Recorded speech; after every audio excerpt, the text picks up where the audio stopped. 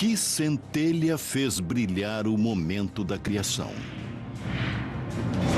O mistério acendeu a mais ousada e controversa questão de todos os tempos. Os humanos gostariam de saber as suas origens. Nós gostaríamos de saber como a vida surgiu na Terra. E agora, a ciência acredita que tem as respostas. Até construiu a maior máquina da Terra para recriar o início dos tempos. Faça um passeio numa nave virtual de volta ao Big Bang.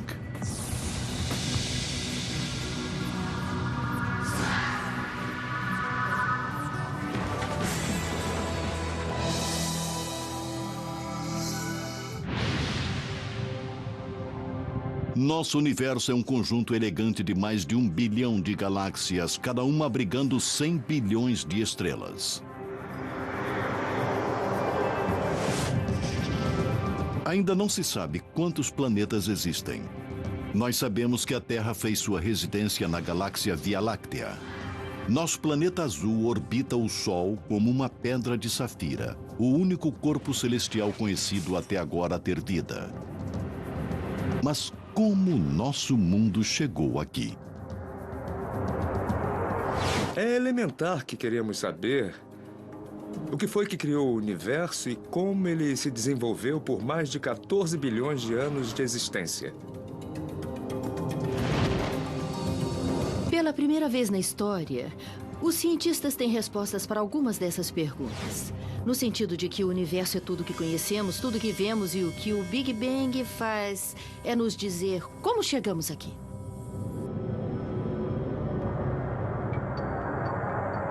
A teoria do Big Bang diz que há mais de 13,7 bilhões de anos, nosso universo começou num estado incrivelmente denso, quente e comprimido, com uma missão principal: expandir. Houve uma explosão cósmica que criou as estrelas, os céus, as galáxias à nossa volta. Então, para onde olhamos, vemos restos dessa explosão cósmica que pôs em movimento o universo. O Big Bang é agora uma teoria da física bem aceita para explicar o que aconteceu depois que o nosso universo nasceu. É confirmada por dados científicos sonoros e observações. Uma teoria não é somente uma ideia antiga com que você sonha no meio da noite. Somente após passar por vários testes, ela é elevada à posição de teoria. Se você olhar a teoria do Big Bang, nós não temos um ponto de dados. Temos centenas de pontos de dados que se encaixam exatamente na teoria do Big Bang.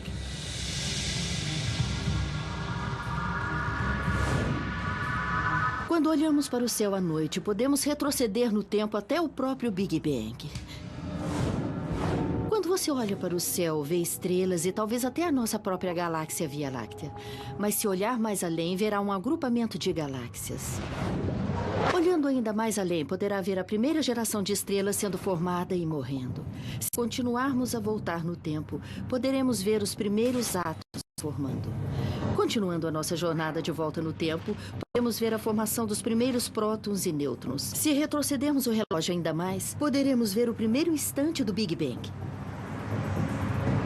Como se chegou à descoberta do Big Bang? Por que sabemos que é verdadeiro e o que ainda há para aprender?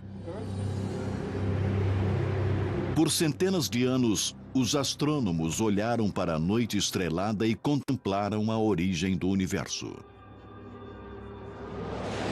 Mas a maioria das ideias continham sentido religioso. No século XX, a ciência finalmente começou a juntar as peças deste quebra-cabeças antigo. Em 1915, Albert Einstein, talvez o cientista mais influente do nosso tempo, ficou fascinado com o nosso universo. Para ele não houve início nem fim. Einstein acreditava que o universo era infinito e eterno, mas as crenças pessoais de Einstein contradiziam suas equações que indicavam que o universo teve um começo. A teoria geral da relatividade de Einstein prevê que a gravidade é tecida na estrutura de espaço e tempo, ou espaço-tempo. Ao introduzir massa na gravidade do universo estática, consequentemente toda a matéria no universo se juntará. Em outras palavras, as galáxias cairiam umas sobre as outras. Por outro lado, o universo pode estar se expandindo se nascesse em estado de expansão. Einstein achava que o universo era estático e tal hipótese o satisfazia esteticamente. Então ele introduziu um fator de correção matemático nessas equações que não as tornavam erradas, mas davam uma solução muito especial. Uma solução muito improvável. Um universo estático. Einstein chamou esse fator de correção de constante cosmológica. Os físicos propunham que havia um efeito repulsivo de antigravidade para manter um universo estático. Essa variável cósmica satisfez a comunidade científica que, na época, tinha uma visão estreita do nosso mundo. Se você perguntasse para um astrônomo naquela época, o que é o universo para você? Ele diria, é fácil. É apenas a galáxia Via Láctea, é tudo o que existe. Ele não se move, é simplesmente uniforme e estático. O modelo ideal de Einstein de um universo estático logo foi derrubado. Nos anos 20, no Observatório de Monte Wilson, na Califórnia, o astrônomo Edwin Hubble surgiu com o maior telescópio refletor de seu tempo. Ele permitiu olhar mais distante no espaço do que nunca antes. O Hubble foi assombroso para a descoberta que havia milhares de galáxias, além da nossa Via Láctea.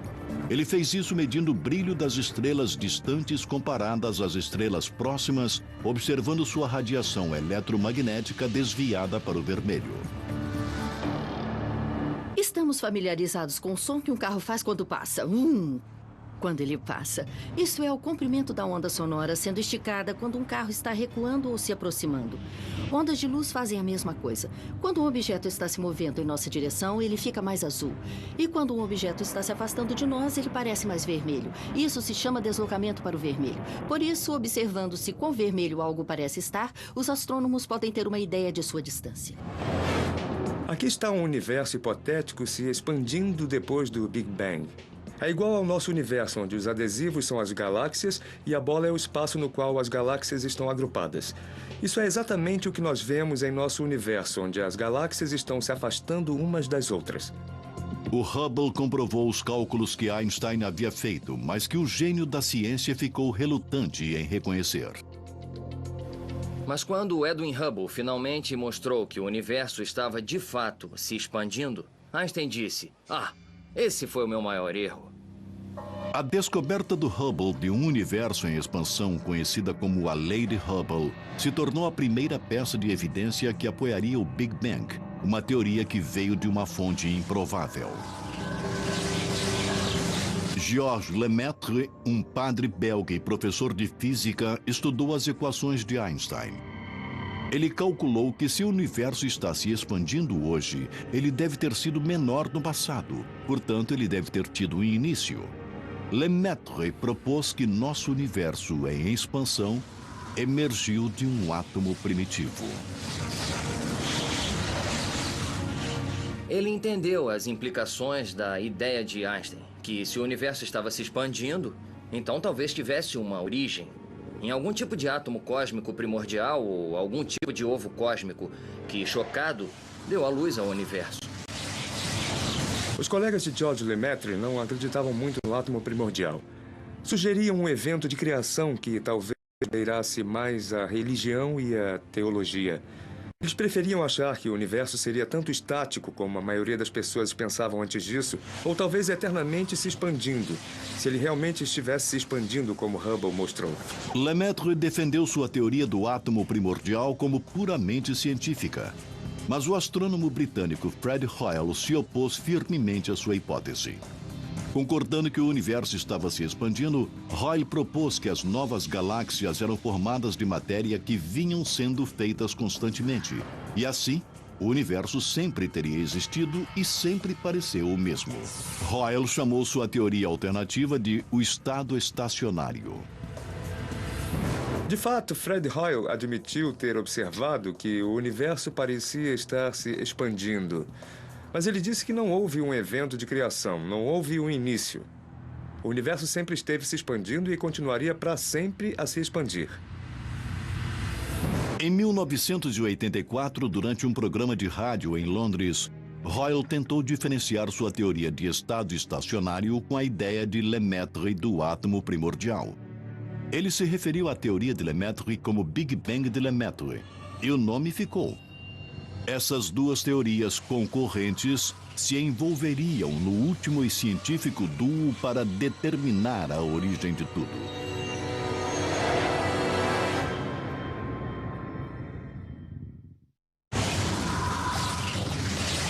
Em meados do século XX, a origem de nosso universo ainda era uma grande incógnita. Duas teorias opostas estavam no meio dessa batalha científica: o estado estacionário de Fred Hoyle e a ideia do Big Bang de Georges Lemaitre. Para que as duas teorias fossem provadas, cada uma deveria explicar a origem dos elementos do universo e de que matéria tudo era feito. Havia elementos leves, como o hidrogênio primário e hélio, e elementos pesados, como nitrogênio, carbono, oxigênio e ferro.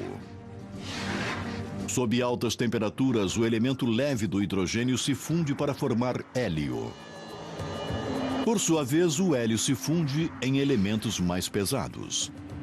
Fred Hoyle propôs que a criação de todos esses elementos mais pesados do que o hidrogênio aconteceu no núcleo de estrelas ardentes num processo chamado fusão nuclear. Isto também incluía o segundo e mais abundante elemento, o hélio.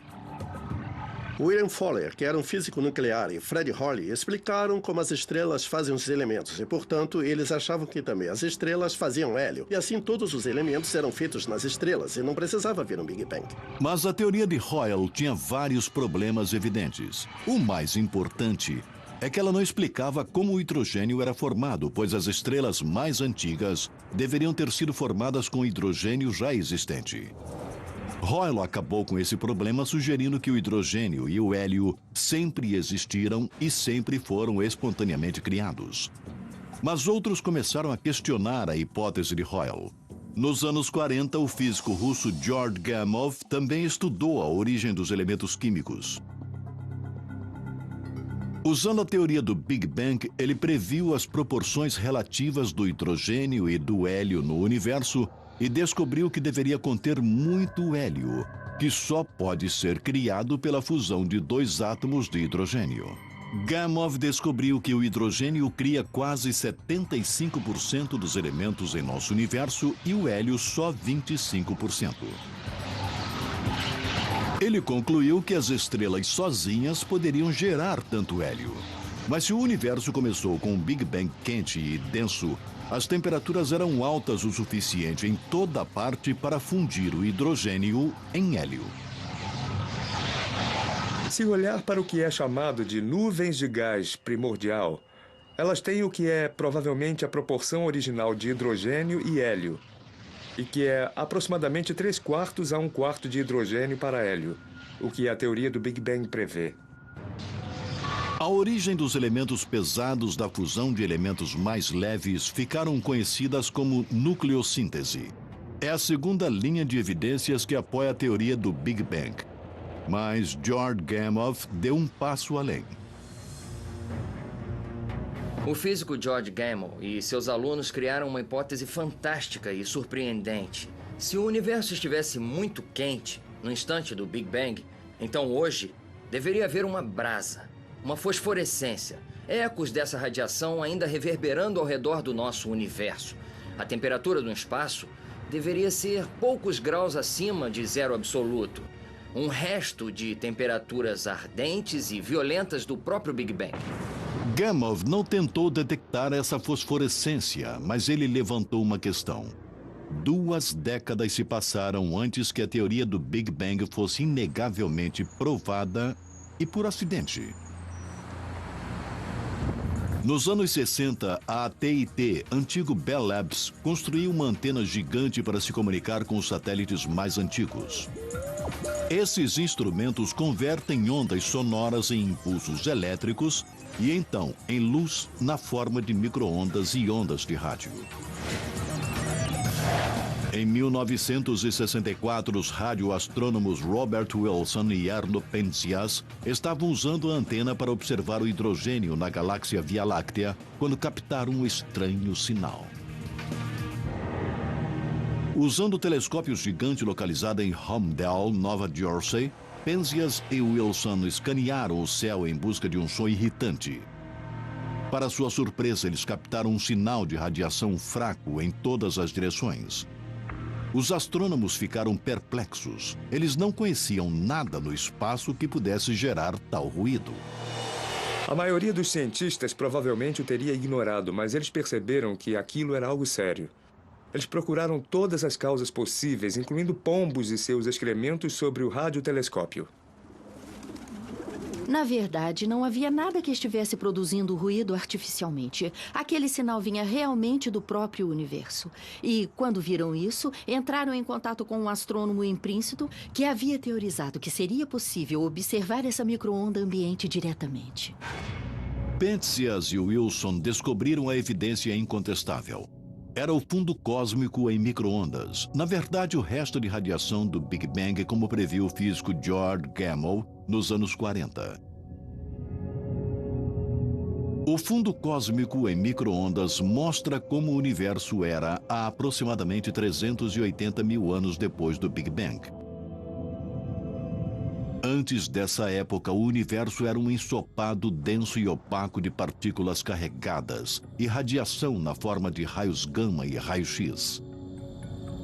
Após se passarem cerca de 380 mil anos, a mistura primitiva esfriou para permitir que os primeiros átomos neutros se formassem. Nesta época, matéria e radiação se separaram e os primeiros fótons ou raios de luz conseguiram passar livremente pelo universo. Esses mesmos fótons são a radiação incandescente que vemos hoje e que viajou desde o início dos tempos. É igual a quando você vai acampar nas montanhas e tem uma neblina matutina e você não consegue ver nada até que o sol levante e a neblina se desfaça. E então você pode ver lindas montanhas ao seu redor. Não significa que elas tenham sido feitas há poucos minutos. É isso que está acontecendo no universo. 400 mil anos depois do Big Bang, a neblina se dissipou e conseguimos ver as estruturas. Mas achamos que as estruturas foram, na verdade, feitas na primeira fração de segundo após o Big Bang. A radiação cósmica de fundo em micro-ondas foi a terceira e mais forte peça de evidência validando a teoria do Big Bang.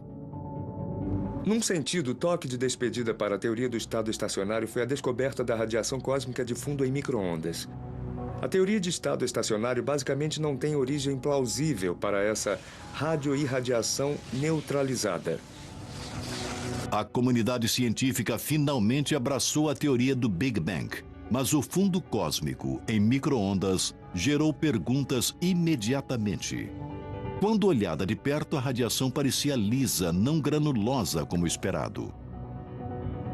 Era um problema, pois olhamos para o universo hoje e vemos que é claramente uniforme. Há galáxias em alguns lugares e não há em outros. Então se tornou um problema para os cosmólogos explicar como essa estrutura poderia ter evoluído desse estado inicial muito liso.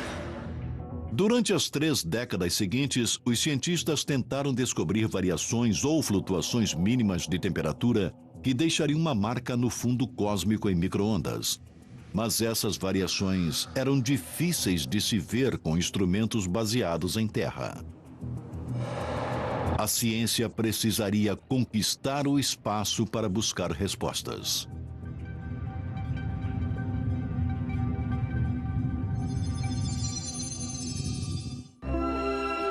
Olhando em volta, qual é a pessoa mais sexy? Durante décadas de sua descoberta, os cientistas tentaram descobrir por que radiação cósmica de fundo em micro-ondas, a fosforescência do Big Bang, não criava uma imagem verdadeira de como nosso universo realmente era. Ele parecia ser perfeitamente liso. Então, como poderíamos ter estrelas e galáxias com um início tão uniforme? Em 2001, a NASA finalmente criou a Wilkinson Microwave Anisotropy Probe, ou WMAP. Esse satélite de segunda geração produziu uma série de mapas pontuados que ofereciam uma planta cósmica para a evolução do nosso universo. O WMAP mediu variações mínimas na densidade da temperatura do fundo cósmico em micro-ondas. Essas irregularidades de temperatura finalmente levaram à formação dos aglomerados e superaglomerados de galáxias. Havia pontos quentes 30 milionésimos de um grau mais quente e pontos frios 30 milionésimos de um grau mais frios. E essas irregularidades basicamente nos dizem que existem agrupamentos de massa antigos na história do universo, que poderiam então oferecer as sementes onde os aglomerados de galáxias desintegraram. O WMAP também ajudou a confirmar a idade do universo, entre 13,7 e 13,8 bilhões de anos. Mas mesmo com as informações captadas do WMAP, ainda havia grandes problemas com a teoria do Big Bang. O fundo cósmico em micro-ondas revelou que a temperatura no espaço era estranhamente uniforme. Regiões distantes têm a mesma temperatura, ainda que estejam separadas por 90 bilhões de anos-luz. Na teoria do Big Bang ainda havia fios soltos. Se você estiver nessa posição e olhar naquela direção, então, a princípio, você está olhando para duas partes do universo que não deveriam estar conectadas. Não houve tempo suficiente, desde o início do universo, para esses dois pontos fazerem contato um com o outro. Para solucionar esse dilema cósmico, uma teoria chamada inflação foi introduzida. A lei de Hubble provou que o nosso universo vem se expandindo desde o início dos tempos. Contudo, 1/trilionésimo de 1/trilionésimo de 1/trilionésimo de um segundo após o momento da criação, o espaço passou por um período rápido e hiperexpansionista, pelo qual ele se expandiu mais rápido do que a velocidade da luz e então retornou ao passo expansionista normal. Consequentemente, pontos no espaço que estão agora mais distantes poderiam ter estado em contato próximos um ao outro e com a mesma temperatura. O universo começou muito pequeno. Isso significa que houve tempo para ele se tornar uniforme, para manter a mesma temperatura e densidade em toda parte, pois era muito pequeno. A inflação exponencialmente fez o espaço crescer a um tamanho gigante. Por exponencialmente, quero dizer dobrar de tamanho, cada intervalo mínimo de tempo. Então, enquanto se expandia, mantinha uma temperatura e densidade uniformes. A teoria da inflação também ajuda a explicar outro problema. Os dados do WMAP determinavam a forma do universo como sendo plana e não curva como deveria ser, baseado na quantidade de matéria e energia presentes.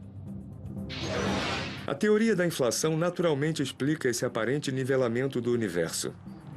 Imagine que vivemos na superfície dessa bola de basquete, que é muito pequena e assim, obviamente, parece ser curva. Agora, suponha que você aumente a bola até o tamanho da Terra. E qualquer região local visível pareceria plana. Parece plana somente porque nós estamos vendo uma fração mínima de tudo que existe.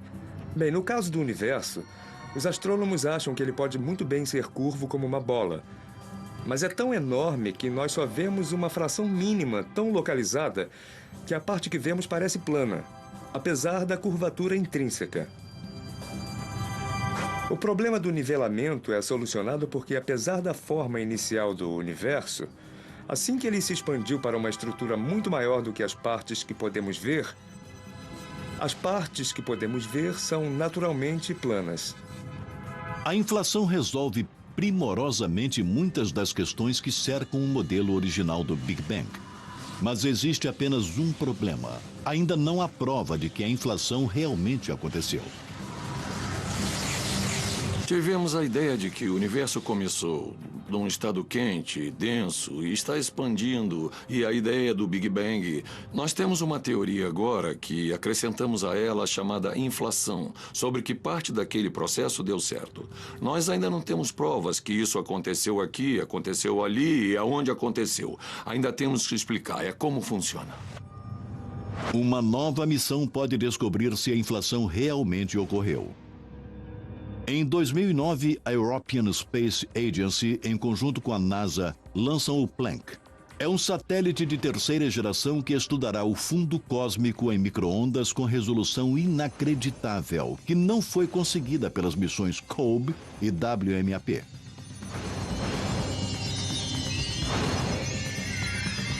Se você vai a um parque de diversões e se olha num daqueles espelhos engraçados, a imagem que você vê de si mesmo está distorcida.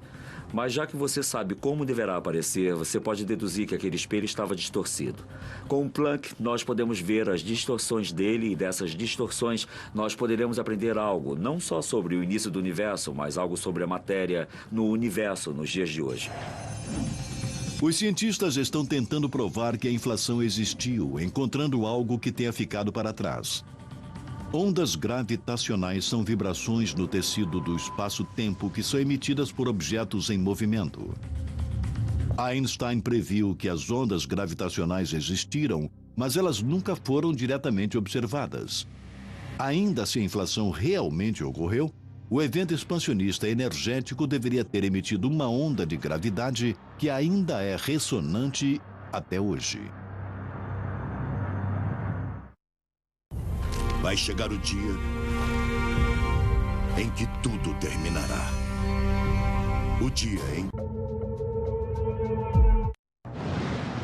Na fronteira da Suíça e França, o laboratório de física chamado CERN acolhe a maior e mais complexa máquina científica já construída.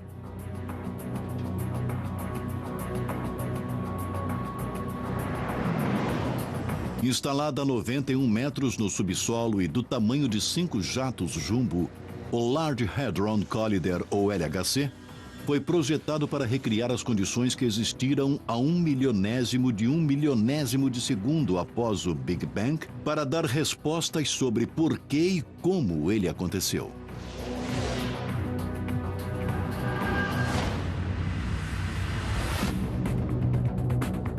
Partículas subatômicas chamadas prótons são enviadas unindo a 27 quilômetros no subsolo, curso circular em direções opostas a mais de 99,9% da velocidade da luz. Quatro detectores localizados dentro do túnel agem como câmeras para gravar as colisões.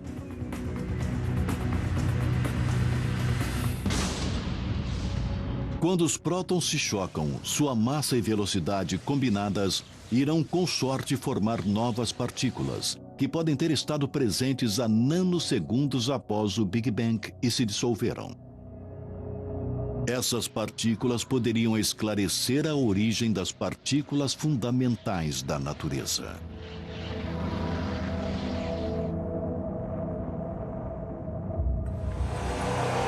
Estamos procurando por novas partículas. Pode ser que essas novas partículas vivam por somente um pequeno instante e se dissolvam em outras partículas. E nós observamos aquelas partículas dissolvidas e as rastreamos. E a partir disso, conseguimos descobrir qual era a energia delas, de onde elas vieram e de que massa de partícula precursora eram. Como chefe do projeto no CERN, o físico Michael Tutz está esperançoso que as experiências produzirão bóson de Higgs, conhecido como a partícula de Deus. Acredita-se há muito tempo que a partícula Higgs pode ter estado presente um instante após o Big Bang e pode ter dado massa para toda a matéria normal no universo. Uma das principais razões para a construção do LHC foi descobrir essa partícula Higgs, que, de certa forma, é uma espécie de santo graal da física das partículas, porque é a última peça restante do quebra-cabeças do qual não temos uma evidência experimental. O Large Hadron Collider também pode esclarecer a teoria do tudo. Ela propõe que abaixo de energias e temperaturas extremamente altas, as 4 forças da natureza, gravidade, força eletromagnética, as forças nucleares forte e fraca, poderiam ter sido uma vez unificadas nos primeiros momentos após o nascimento do universo. Então, quando a gravidade dividiu essa força mestre, começou o rápido período expansionista da inflação, que pode ser visto como sendo o Bang do Big Bang.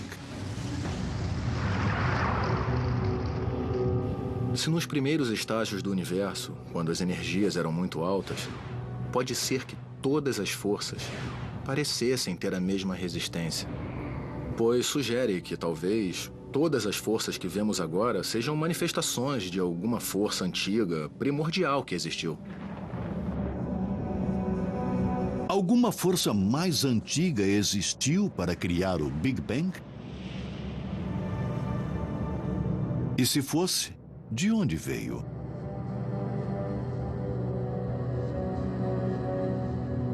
A teoria inflacionária faz muito mais do que ajustar dados. A teoria prevê que poderia ter havido um período pré-inflacionário. Ela diz que se o Big Bang aconteceu uma vez, poderia acontecer de novo. E de novo. E de novo. E de novo. Muitos físicos teóricos concordam com um pré-Big Bang, em que o nosso universo pode ser, na verdade, o resultado de um universo pré-existente. Uma ideia do que aconteceu antes do Big Bang é que realmente houve outro universo e nós éramos uma flutuação quântica desse universo pré-existente. Isso pode acontecer muitas vezes. Se o universo nasceu uma vez, pode acontecer outra vez, criando-se multiverso de universos. Talvez eles aconteçam o tempo todo. Com universos se lançando em outros universos, criando universos maiores, ou universos se dividindo em dois universos bebês. Os modelos de pré-Big Bang realmente não têm dados experimentais para apoiá-los. E então, podem ser verdadeiros ou podem não ser. Ainda não há evidência confirmando se o nosso universo começou do nada ou de algo. Mas o Big Bang esclarece como o nosso universo evoluiu. E talvez seja seu último destino.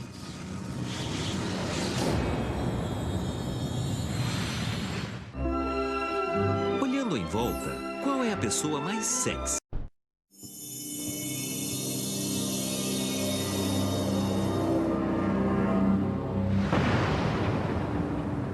O Big Bang é a explicação aceita da origem de nosso universo,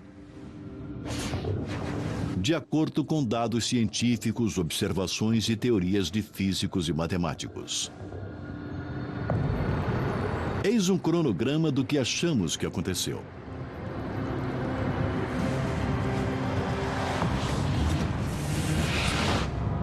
O universo começou num estado quente e denso e mínimo. E começou a se expandir. Se a teoria do tudo for provada, as 4 forças da natureza, gravidade, eletromagnetismo, forças nucleares forte e fraca, são unificadas numa força fundamental num trilionésimo de um trilionésimo de um trilionésimo de um segundo. Enquanto o universo continua a se expandir e a gravidade fria se separa das outras 3 forças. Ao mesmo tempo, o universo se expande de porções mínimas do diâmetro de um próton para mais de 1 bilhão de anos-luz em uma fração de segundo. Esse processo de hiperexpansão chamado inflação dispôs as sementes de estrutura por todo o universo e mantém sua temperatura quase uniforme.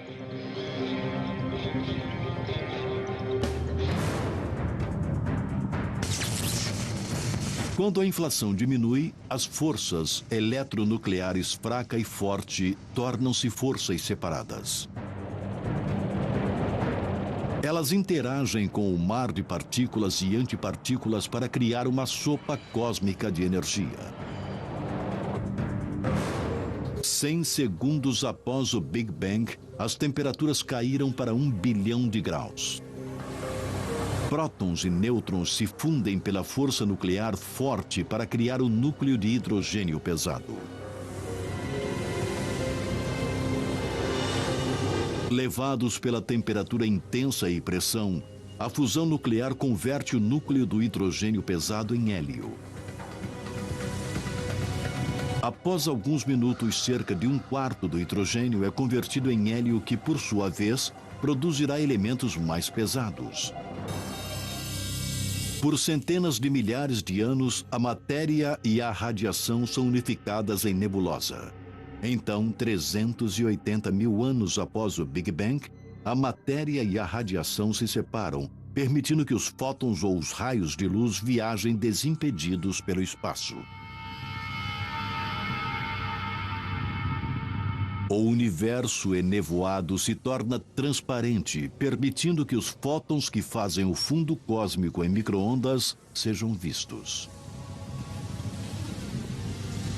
Quando o universo está com algumas centenas de milhões de anos, a gravidade atrai o hidrogênio e o gás hélio para formar nuvens que se dissolvem, formando as primeiras estrelas.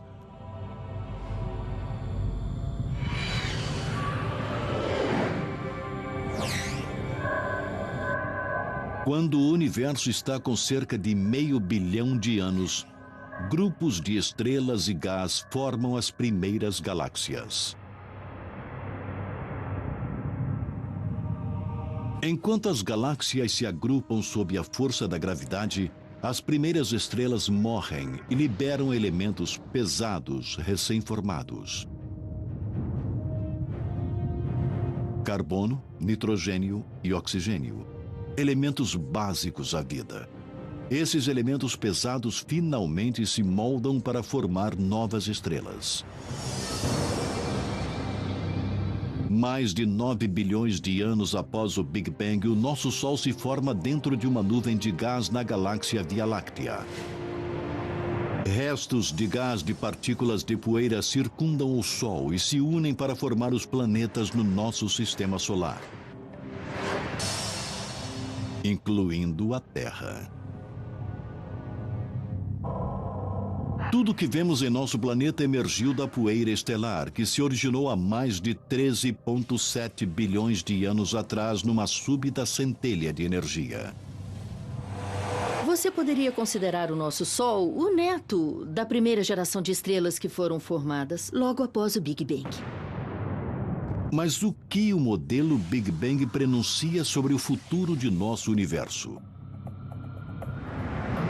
Uma teoria é que, como o nosso universo continua a se expandir, a matéria ficará cada vez mais fina.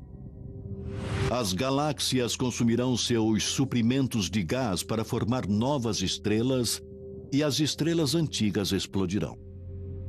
O universo se tornará escuro e insuportavelmente frio. Num certo ponto distante no futuro, o universo ficará tão frio que nem mesmo a própria vida conseguirá viver no universo congelado. O modelo Big Bang é um dos triunfos científicos dos últimos 100 anos. Através de um exame minucioso e luta, a ciência mapeou agora uma viagem de volta a quase ao início dos tempos. E a busca continua, enquanto novas descobertas responderão por que estamos aqui e de onde viemos.